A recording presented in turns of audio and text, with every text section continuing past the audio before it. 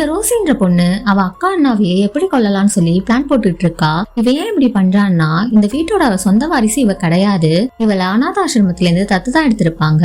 இவளோட அப்பாவும் இதே வீட்டுல மேனேஜரா ஒர்க் பண்ணிட்டு இருப்பாரு. இப்போ இந்த வீட்டுல இருக்க எல்லா வாரிசும் இறந்துட்டா மொத்த சொத்து ரோசிக்கு வந்துருன்றதுக்காக தான் 2 பேருமே சேர்ந்து இந்த மாதிரி ஒரு பிளான போடுறாங்க.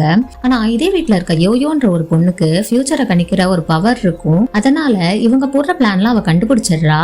ஒரு வாட்டியும் அவ அண்ணா அக்காவை கொல்லும் போது இவ எப்படியோ காப்பாத்திடுறா. இவளுமே அவங்க அண்ணா அக்கா கிட்ட சொல்றா, ரோசி தான் நம்மள கொல்ல ட்ரை பண்றா அப்படின்னு. ஆனா ரோசி ரொம்ப சின்ன பொண்ணுன்றதுனால அவ எப்படி நம்மள கொல்லுவா அப்படின்னு சொல்லிட்டு இவங்க நம்ப மாட்டாங்க.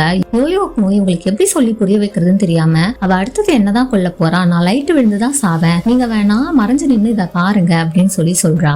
யோயோ சொல்றத நம்பி மறைஞ்சு நின்னுட்டு இருக்காங்க. அப்ப அங்க ரோசியும் யோயோ கிட்ட ரொம்பவே திமிராவும் நக்கலாவும் பேசுறா. யோயோ எப்படி செத்துருவான்றதுனால அவ பண்ண தப்ப எல்லாத்தையுமே அவளே அவ வாயால ஒத்துக்கிறா. யோயோ மேல லைட் விழ போகும்போது யோயோவோட அண்ணன் எப்படியோ யோயோவை காப்பாத்திடுறாரு. ரோசியா அவ வாயால தப்பெல்லாம் ஒத்துக்கிட்டதுனால ரோசியே அவங்க அப்பாவையும் போலீஸ்ல புடிச்சு கொடுத்துறாங்க.